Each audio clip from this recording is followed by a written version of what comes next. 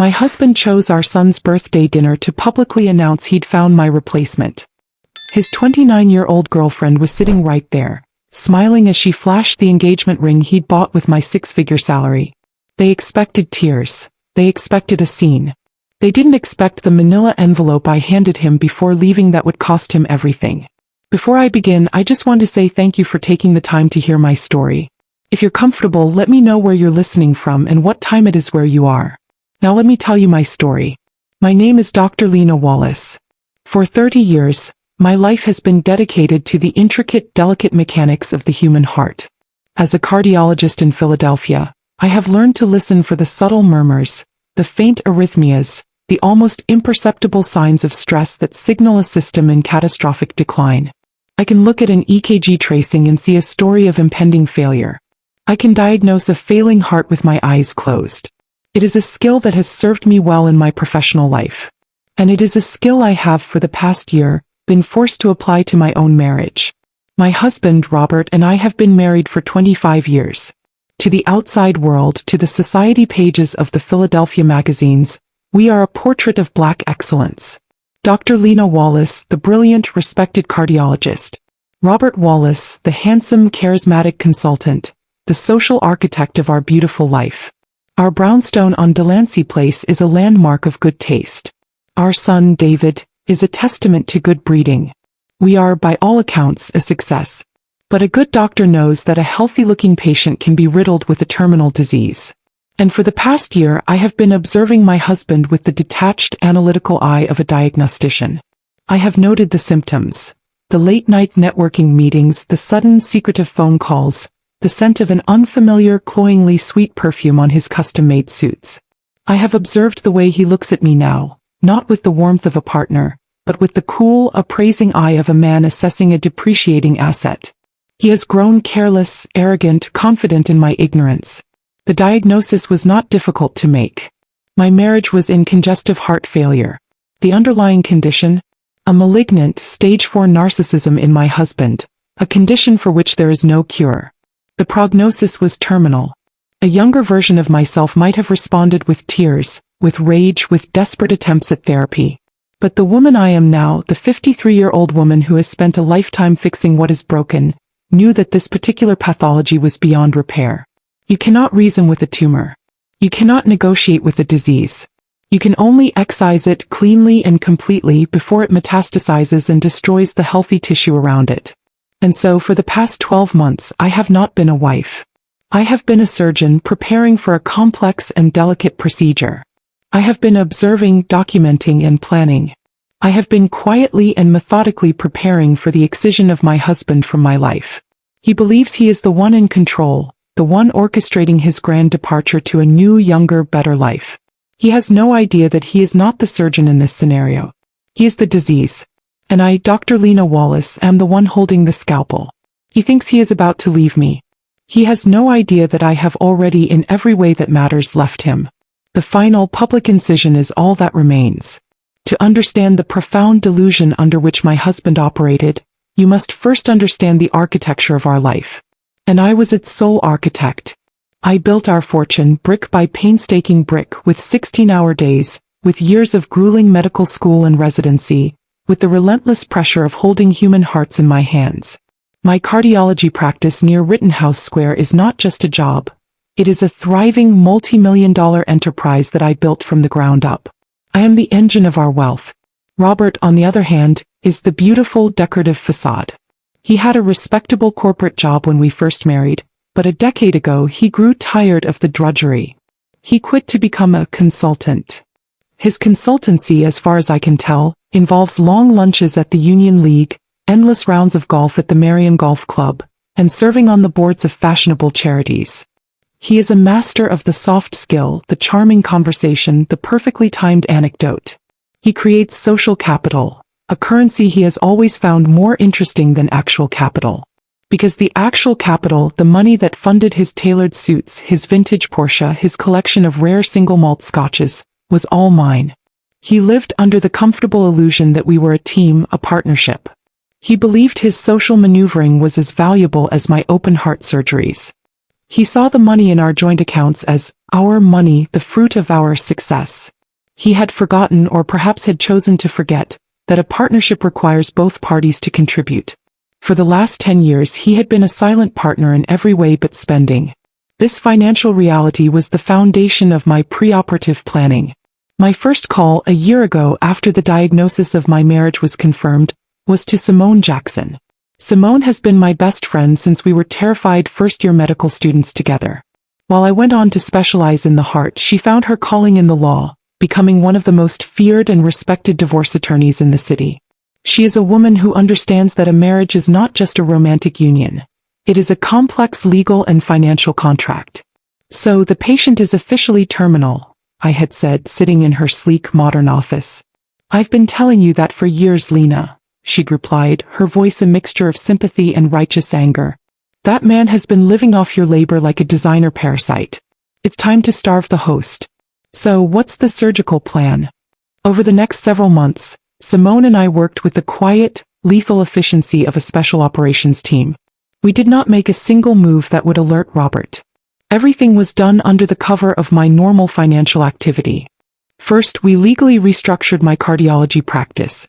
We refiled the incorporation papers, adding layers of legal protection that designated it as a sole and separate asset, established long before the significant downturn in my marriage. We created a new corporate entity, a holding company in my name alone, to which all the practice's income would now be directed. Next, we began the meticulous process of financial separation. We opened new bank accounts in my name, and I began to systematically redirect my income to them. The joint accounts, the ones Robert used for his daily extravagances, were still funded, but only with a carefully calculated allowance, enough to maintain his lifestyle and keep him from suspecting anything was amiss. Most importantly, we documented everything. Simone had me gather years of credit card statements, bank records, and receipts. We created a detailed forensic accounting of Robert's life, a spreadsheet that showed in stark, undeniable black and white that his entire existence, from his golf club membership to the very espresso pots for his machine, was funded by my labor. We traced the purchase of every suit, every vacation, every expensive bottle of wine. We were not just preparing for a divorce. We were preparing for a prosecution. We were building an irrefutable case that Robert Wallace was not a partner but a dependent. A very, very expensive dependent whose contract was about to be terminated. The summons for the final act came as I knew it would, disguised as a celebration. Our son David was turning 26. David is the one unqualified success of our marriage. He is a kind, grounded, and deeply decent young man who has inherited his mother's work ethic and, thankfully, none of his father's narcissism. He is an architect, a builder of things, a man who understands the importance of a solid foundation. Robert, in a grand gesture of paternal largesse, insisted on taking us all out for David's birthday. His choice of venue was telling. "We're going to Vetri Kusina," he announced, with the air of a king bestowing a great honor upon his subjects. Vetri is not just a restaurant. It is a statement. Perched atop the Four Seasons Hotel, it is one of the most exclusive and expensive dining experiences in Philadelphia. It is a place of breathtaking views and hushed, reverent tones. It is a place for grand gestures, for closing deals, for making announcements. It was, I knew instantly, the stage Robert had chosen for his final performance. "That sounds wonderful, darling," I said, my voice a perfect imitation of a pleased, unsuspecting wife. "David will love it." Inside, my mind was already working. A public venue. A family occasion. This was his plan.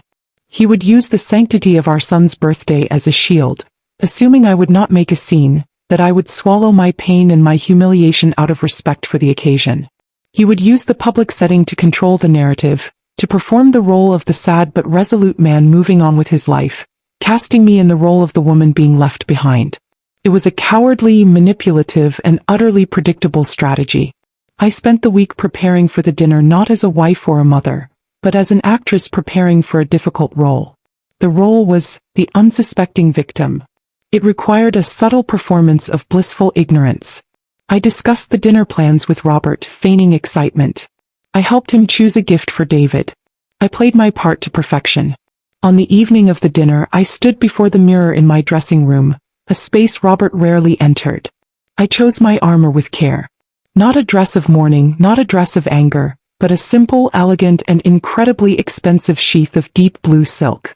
It was a dress that spoke of quiet confidence, of a woman who was comfortable in her own skin, who was not trying to compete or to impress. It was the dress of a woman who already knew she had won. I clasped a simple diamond necklace around my neck, a gift I had bought for myself to celebrate a particularly successful year at my practice. I looked at my reflection. My expression was calm. My eyes were clear. There were no signs of the storm raging beneath the surface. I was ready. As I walked down the grand staircase of our Delancey Place home, Robert was waiting in the foyer. He was dressed in a suit that I knew had cost more than a resident's monthly salary. He looked at me, and for a moment I saw a flicker of something in his eyes. It was not love. It was a kind of proprietary pride, the look a man gives a valuable painting he is about to sell at auction. "You look beautiful, Lena," he said, his voice smooth as silk. "Thank you, Robert," I replied, my own voice equally calm. "It should be a memorable evening." He smiled, believing my words to be a simple statement of pleasant anticipation. He had no idea of the profound, prophetic truth of what I had just said. It would indeed be a memorable evening. It would be the last supper of our marriage. And he had no idea that he was the one on the menu. Vetri Kusina is designed to feel like you are dining in the sky. The view from the 57th floor is a breathtaking, glittering panorama of the Philadelphia skyline. The restaurant itself is a sanctuary of hushed tones, soft lighting, and the quiet, efficient movements of a perfectly trained staff. It is a place where every detail is curated to create an atmosphere of serene, untouchable luxury. It was the perfect ironic setting for the ugly human drama that was about to unfold. We were seated at a prime table by the window. David, my son, was already there, his face alight with a genuine, uncomplicated happiness. He stood to hug me, his embrace warm and strong. "Happy birthday, my love," I whispered, handing him a small, elegantly wrapped gift. Robert greeted him with a booming, performative bonhomie, clapping him on the back. 26, he declared to the table. "A real man now. The world is your oyster." The first 20 minutes of the dinner were a carefully orchestrated performance of family harmony. We made small talk. We ordered a bottle of expensive Barolo. Robert was in his element, holding court, telling charming anecdotes, the benevolent patriarch presiding over his happy family. I played my part, smiling, nodding, the picture of a proud wife and mother. Then I saw Robert's eyes shift, his gaze moving to a point across the room. His smile widened. "Well, look who's here," he said, raising a hand in a casual, confident wave. I followed his gaze. A young woman standing near the bar waved back. She was in her late 20s. Dressed in a tight, fashionable dress that was just a little too loud for the restaurant's understated elegance. She had the hard, glossy beauty of a woman who spends a great deal of time and money on her appearance. "A friend of mine," Robert said to the table, his tone a study in nonchalance. "An event planner. Incredibly talented. I've been working with her on a charity golf tournament." He then caught the eye of the maitre d' and beckoned him over. "Could we possibly add one more to our table?" he asked, the question a mere formality. A moment later, the young woman was gliding towards us. Robert stood to greet her, kissing her on both cheeks with a familiarity that was far too intimate for a simple professional acquaintance. "Lena, David," Robert said, his hand resting on the small of the woman's back. "I'd like you to meet Chloe. Chloe, this is my wife, Dr. Lena Wallace, and our son, David." I stood, extending a hand, my expression one of polite, professional warmth. "A pleasure to meet you, Chloe," I said. "You too, doctor," she replied, her handshake limp, her eyes sweeping over me with a quick, appraising glance. It was the look of a competitor sizing up the opposition. In that single glance, my diagnosis was confirmed. This was not a chance encounter. This was a planned ambush. Chloe. The name was new, but the pathology was familiar. I saw the way she looked at Robert, with a kind of possessive, triumphant adoration. I saw the way she looked at me with a thinly veiled, competitive disdain. I saw the new, expensive-looking watch on her wrist, a style I knew Robert favored. She was not just an event planner. She was the presenting symptom of my husband's terminal disease. The other woman, the uninvited guest at the Last Supper. And her presence here was a deliberate, calculated act of psychological warfare. Robert had not just brought his mistress to our son's birthday dinner. He had brought her here to replace me. The addition of Chloe to our table shifted the atmosphere from a strained family dinner to a full-blown theatrical production, and Robert was its star, director, and producer. With his new, appreciative audience of one, his performance of the charming, powerful man of the world intensified. And his performance of contempt for me, his wife of 25 years, became a masterclass in passive aggression. Every interaction, every conversation was now triangulated through Chloe. He would tell a story about a recent trip we had taken, but he would direct the punchline to her, seeking her laughter, her approval. He would ask the sommelier for the wine list, then turn to Chloe and say, "You have such a wonderful palate, darling. What do you think would pair well with the lamb?" Completely ignoring my own opinion, though he knew I had a deep and abiding love for Italian wines. Chloe, for her part, played her role with a smug, self-satisfied relish. She leaned into him, her hand frequently resting on his arm. She laughed a little too loudly at his jokes.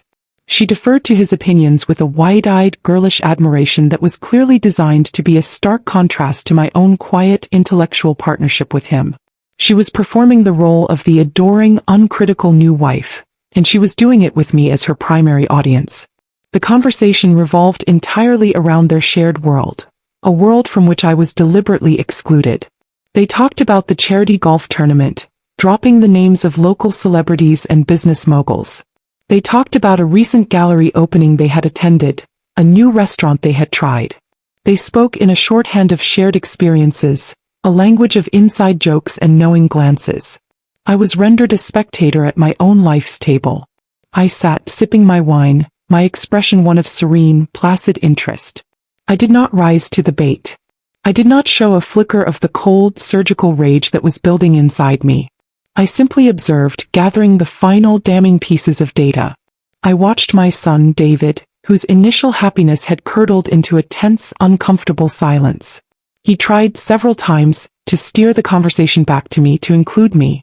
"Mom, you should tell Robert and Chloe about that new cardiac stent you were reading about," he said at one point, a desperate attempt to throw me a lifeline. Before I could answer, Robert waved a dismissive hand. "Oh, let's not talk about work, David," he said with a laugh. "It's your birthday. And frankly, all that medical talk is a bit of a downer." He then turned to Chloe. "Speaking of things that get the blood pumping, did I tell you about the test drive I took in the new Aston Martin?" The insult was breathtaking in its casual cruelty. My life's work, the profession that had funded his entire existence, was a downer. A new sports car was a more appropriate topic of conversation. I saw the hurt and anger in David's eyes. He looked at me, a silent apology in his gaze. I gave him a small, almost imperceptible shake of my head, a signal to let it go, to not engage. This was not his fight. The main courses arrived, beautiful, intricate plates of food that I had no appetite for. Robert had ordered the most expensive item on the menu, a tasting of rare game meats. He insisted Chloe try a bite from his plate, feeding it to her with a familiarity that was obscene.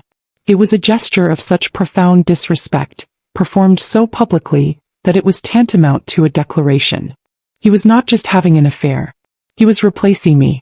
And he was forcing me and our son to bear witness to the transition. He was so confident in his power, so certain of my passive compliance, that he believed he could orchestrate his own marital upgrade right in front of me without consequence. He was performing his contempt, believing it to be a show of his own strength and desirability. He had no idea it was simply the final, conclusive symptom of the disease I was about to cure. The main courses were cleared away by silent, efficient waiters. The plates, most of them still half full, were removed. A quiet lull fell over the table. The performance, it seemed, was nearing its climax. David was staring out the window at the glittering city lights, his jaw tight. Chloe was subtly but deliberately adjusting her position in her chair, turning slightly more towards me, as if preparing for a better view of the final scene. Robert, his face flushed with wine and self-satisfaction, picked up his glass. "Well," he began, his voice booming slightly in the hushed restaurant, "I think a toast is in order." He stood up, a move that drew the attention of the nearby tables. He was not just addressing us, he was addressing the room. He was ensuring there were witnesses for his grand pronouncement. He raised his glass. "First to my son David," he said, nodding briefly in David's direction. 26 years old. A man. An architect. Building a future for himself. We are very proud of you. The words were perfunctory, a brief, obligatory opening act before the main event. David did not look at him. Robert then turned his body and his full attention to me. He fixed me with a look of deep theatrical sincerity, the kind of look a bad actor uses to convey profound emotion. And a toast to Lena, he said, his voice dropping into a lower, more intimate register. My partner.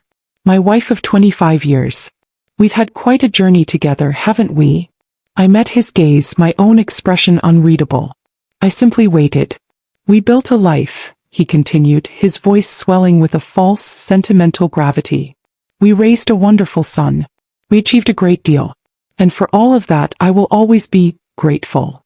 The word grateful was delivered with a slight, almost imperceptible sneer, as if it were a word he was being forced to say. He took a sip of his wine, pausing for dramatic effect. He looked from me to Chloe, a small, conspiratorial smile playing on his lips. But, he said, his voice now taking on a tone of philosophical resolution, seasons change. People evolve. A man has to be honest with himself about what he wants, about what he needs to continue to grow. And I am a man who believes in upgrading. I believe in always striving for the best, the newest model, the next level. He turned his gaze back to me and the false sincerity was gone, replaced by a look of cold, hard dismissal. To be honest, Lena, he said, his voice clear and ringing in the quiet room, I've found someone better. The words, so brutal, so public, so utterly contemptuous, hung in the air like a physical blow. It was a declaration of my obsolescence. I was the old model being traded in. The journey we had shared was over, and he was disembarking, eager to start a new one with a better, upgraded partner. The silence at our table was absolute, a pocket of stunned disbelief in the murmuring restaurant. David's face was ashen. He looked as if he had been struck. And then, as if on cue, the final piece of the performance clicked into place. In the ringing, cavernous silence that followed Robert's pronouncement, Chloe made her move. It was a gesture she had clearly rehearsed, a piece of choreography designed for this exact moment. She had been sitting with her hands demurely in her lap. Now, with a slow, deliberate grace, she lifted her left hand. She did not raise it to her face or make any sudden, jerky movements. She simply lifted it and placed it gently, possessively, on Robert's forearm as he stood beside her. It was an act of claiming, of branding. This man is mine. She angled her hand perfectly so that the large central diamond on her finger caught the soft ambient light of the restaurant. It was not a subtle ring. It was a monument to conspicuous consumption, a multi-carat emerald-cut diamond of breathtaking size and clarity, surrounded by a halo of smaller diamonds. It was ostentatious. It was loud. And it was, I knew with an absolute sickening certainty, paid for with a withdrawal from an account funded by my income. The money I earned saving people's lives had been used to purchase this glittering symbol of my own replacement. Chloe did not look at the ring. He had no need to. She knew its power. Instead, she looked directly at me. Her expression was not one of simple happiness. It was not the glowing, joyful look of a newly engaged woman. It was a look of pure, unadulterated and vicious triumph. Her lips were curved into a small, tight, cruel smile. Her eyes were shining with a hard, victorious light. It was the look of a predator who has just made a successful kill. She was not just showing me the ring, she was showing me my defeat. She was showing me that she had won. She had taken my husband, my life, my status, and she was now wearing the proof of her victory on her finger. The entire tableau was a masterpiece of cruelty. My husband, standing over me, having just declared me obsolete. His mistress, sitting beside him, displaying the expensive trophy he had bought her with my money.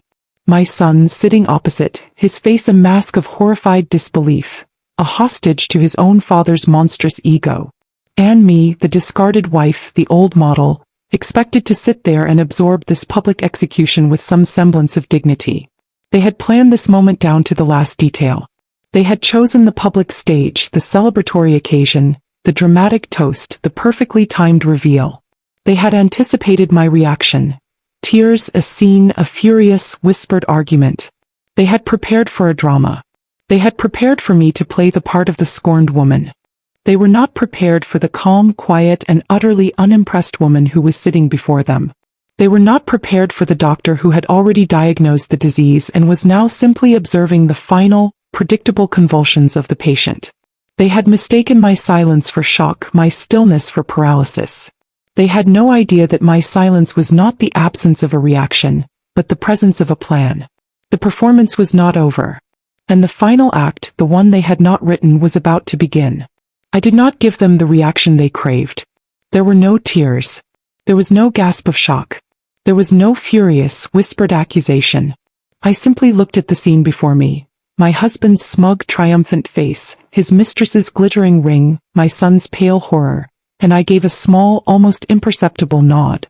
It was the nod of a diagnostician whose final tests have confirmed their initial assessment. The pathology was behaving exactly as predicted. I see, I said, my voice perfectly even, betraying nothing of the Arctic rage that was flowing through my veins. Congratulations to you both. My calm, my utter lack of a dramatic response, was a bucket of ice water on their fiery, theatrical moment. It threw them completely off balance. Robert's triumphant smile faltered. Chloe's victorious expression flickered with a hint of confusion. This was not in their script. I let the uncomfortable silence hang in the air for a moment longer. Then I reached down and picked up my handbag from the floor beside my chair. It was an elegant, understated leather bag, a stark contrast to the flashy, logo-covered clutch Chloe had on the table. My movements were slow, deliberate, and calm. I placed the bag in my lap and opened the clasp. I reached inside, past my wallet, past my keys, and my hand closed around a crisp, standard-sized manila envelope. It was unmarked. It was unassuming. It was the single most powerful object in the room. I withdrew the envelope from my bag.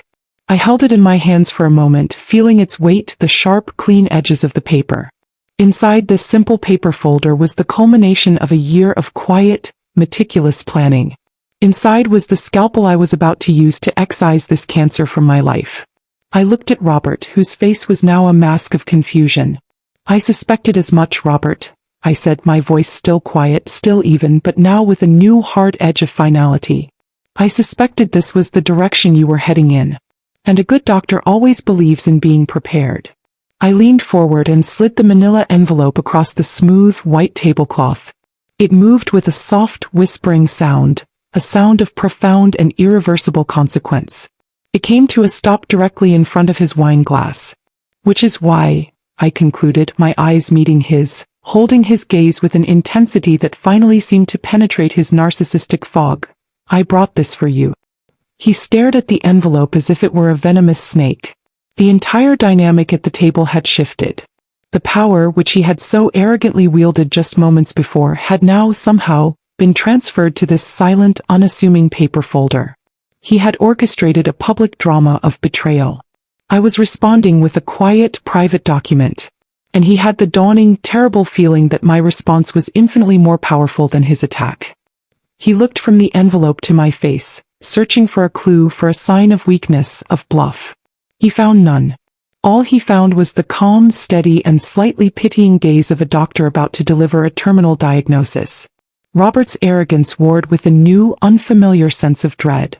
He was a man who was used to being in control, to setting the terms of every engagement.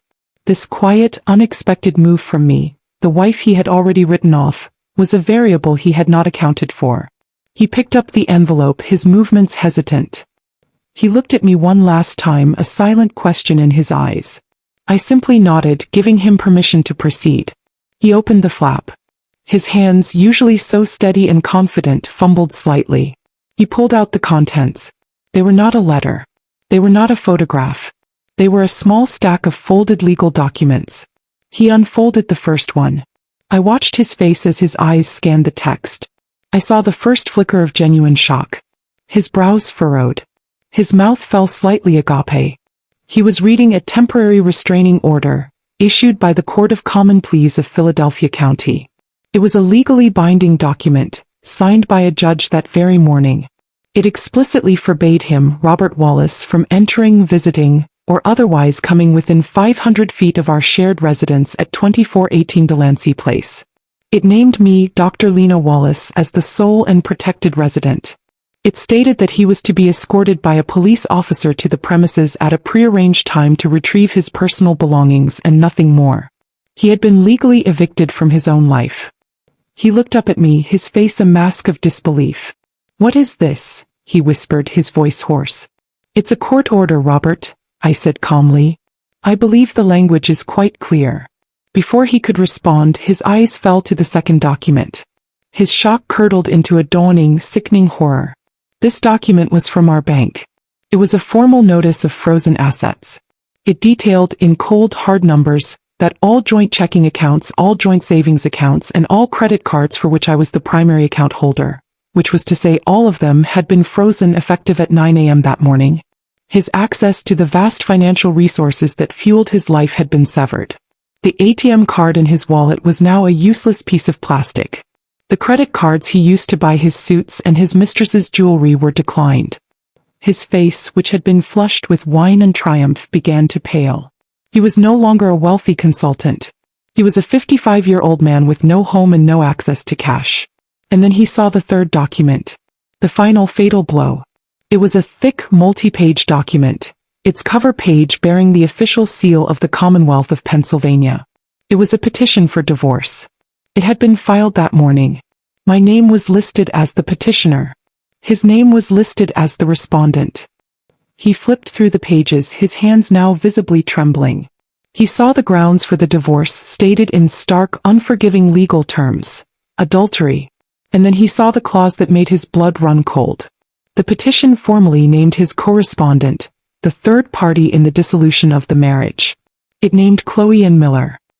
He looked across the table at Chloe, whose own smug, triumphant expression had been replaced by a pale, panicked horror. She was no longer the exciting, glamorous other woman.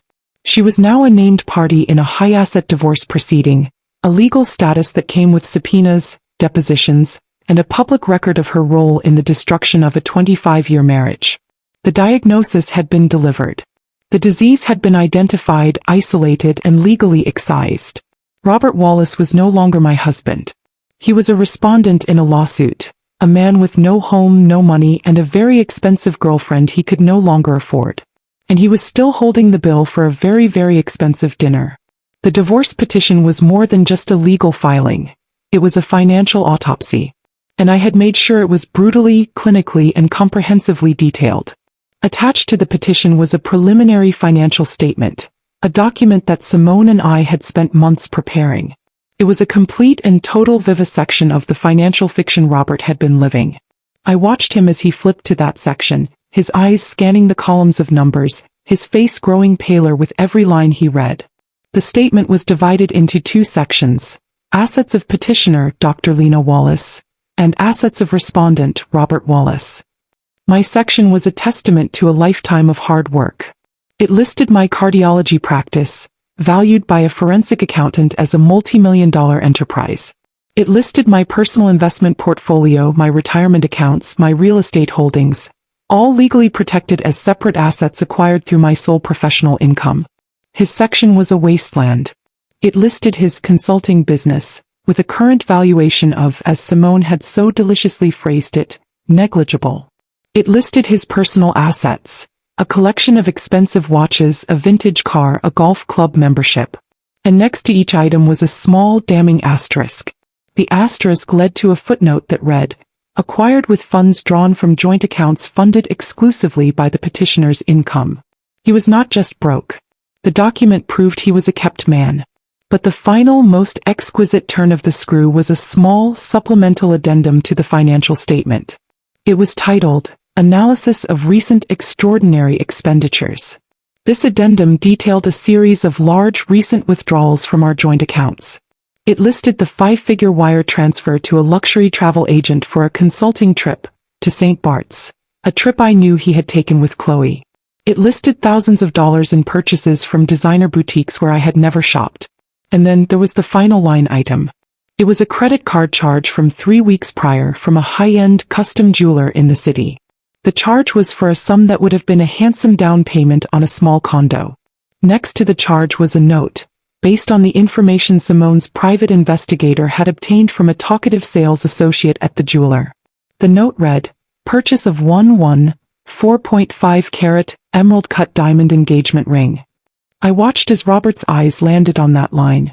I watched as he processed the fact that I knew. I knew the exact price of his betrayal. I knew the cost of the upgrade that was sitting on his girlfriend's finger. And I had the receipt. The financial statement did more than just expose his lack of assets. It painted a complete, undeniable, and legally documented picture of his infidelity, his profligacy, and his profound financial dependence. It was a character assassination conducted with a calculator. He looked up from the papers, his eyes wide with a new, terrifying emotion. It was not anger. It was not sadness. It was fear. Pure, primal, existential fear. He was a man who had built his entire identity on the performance of wealth and power. And in the space of 5 minutes he had been stripped of both. The curtain had been pulled back, and the great and powerful Oz was revealed to be nothing more than a broke, unemployed 55-year-old man with a taste for things he could no longer afford. He looked at Chloe, his new shiny upgrade. Her face was a mask of panic. The glittering diamond on her finger no longer looked like a symbol of her victory. It looked like evidence. It looked like a liability. The life of effortless luxury she had signed up for had just been foreclosed on before it had even begun. The price of the upgrade had been revealed. And it was a price neither of them could afford to pay. Throughout this entire silent paper-based execution, my son David had been a statue of horrified disbelief. He had sat there, trapped between his two parents, as the edifice of his entire family life was systematically dismantled before his eyes. He had watched the smug triumph on his father's face curdle into slack-jawed panic. He had seen the victorious gleam in Chloe's eyes morph into a deer-in-the-headlights terror. And he had watched me, his mother, with a kind of dawning, awestruck understanding. He had not seen a woman scorned. He had seen a surgeon at work. Now, as the full, devastating weight of the documents on the table settled over the silent restaurant, David finally moved. He pushed his chair back, the sound scraping harshly in the quiet room. He stood up. He did not look at me. He did not look at Chloe. He fixed his gaze, a gaze of profound and shattering disappointment, on his father. Robert, seeing his son stand, seemed to grasp at a final, desperate straw. He looked at David, his expression pleading. He was looking for an ally, for a witness to his own victimization. "David," he began, his voice a pathetic croak. David cut him off. His voice was quiet, but it was filled with a cold, hard anger that I had never heard from him before. It was the anger of a good man who has just been forced to witness an act of profound indecency. "You did this at my birthday dinner?" David said, the question not a question at all, but a judgment. A verdict. It was the perfect, devastating summary of the entire evening. He wasn't just angry about the affair or the divorce. He was disgusted by the narcissism, by the sheer, breathtaking ego of a man who would choose his own son's celebration as the stage for such a cruel and selfish act. He was condemning his father not for his infidelity but for his character. With that single, quiet sentence, David delivered his verdict. He walked around the table, his back to his father, and he came to stand behind my chair. He placed a hand on my shoulder. It was a simple gesture, but it was an earthquake. It was a public and unequivocal declaration of allegiance. He was not just standing with me physically. He was standing with my actions, with my decision, with my quiet, ruthless, and necessary act of self-preservation. He was choosing his mother. He was choosing decency. He was choosing a foundation of integrity over the glittering, hollow facade his father had built. The sight of my son standing behind me, his hand a warm, steady presence on my shoulder, was the only moment of the evening that truly threatened my composure. This was the one variable I could not have controlled, the one outcome I could not have predicted. And his quiet, simple act of loyalty was a greater victory than any legal document, any frozen bank account. It was the confirmation that I had not just excised a disease from my life. I had saved the healthy tissue. I had saved my son. With David's hand on my shoulder, a silent, powerful affirmation of our renewed bond, I knew the procedure was complete. The tumor had been excised. The healthy tissue had been preserved. There was nothing more to be said. I slowly, gracefully stood up. I smoothed the front of my silk dress, my movements calm and unhurried. I was no longer a participant in their drama. I was a visitor who was ready to leave. I looked at my son, and for the first time that evening, I allowed a genuine warm smile to touch my lips. Happy birthday, David, I said, my voice clear and full of a love that was now unburdened by the weight of my marriage. The night is still young. Let's go get some real dessert. I'm thinking of that little gelato place in Rittenhouse Square. Then I turned my gaze for the last time to the two people sitting at the table, trapped in the wreckage they had created. Robert was staring at the legal documents, his face the color of ash. Chloe was looking back and forth between the divorce petition with her name on it and the massive unpaid bill that the waiter had discreetly placed on the table. They looked small and pathetic and completely overwhelmed. I addressed them both, my voice cool, polite, and utterly dismissive. I believe you two have the bill, I said. The statement was a masterpiece of double meaning. It referred to the ridiculously expensive dinner check, but it also referred to the larger karmic bill that had just come due. Enjoy your new life. And with that, I turned my back on my husband of 25 years. I did not offer a final, lingering look. I did not wait for a response. The diagnosis was delivered, the surgery was complete, and the patient's prognosis was no longer my concern. David and I walked out of the restaurant together. We did not rush. We walked with the quiet, confident dignity of people who were in the right. I could feel the eyes of the other diners on us, the whispers, the curious glances.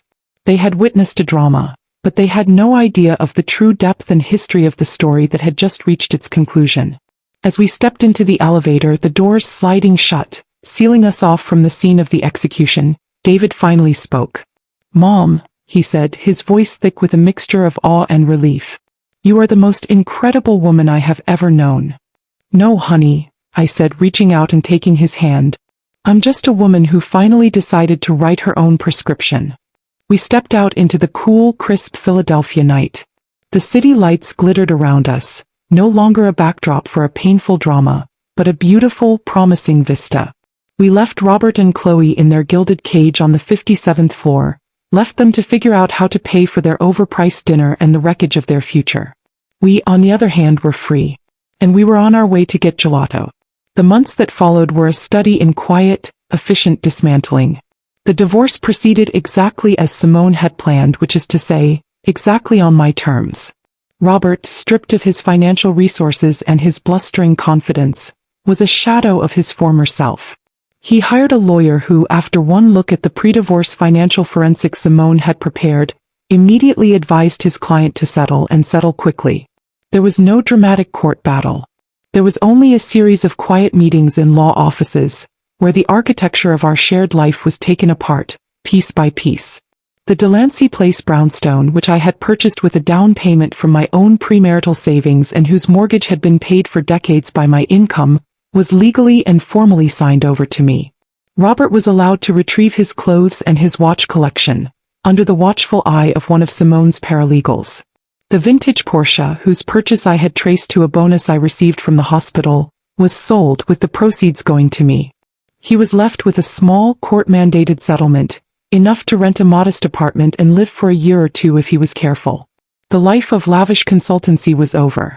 The last I heard, he was taking online courses to get his real estate license, a man in his late 50s starting over from zero. The engagement to Chloe, predictably, had dissolved within weeks of the dinner at Vetri. Theirs was a romance built on the promise of my wealth.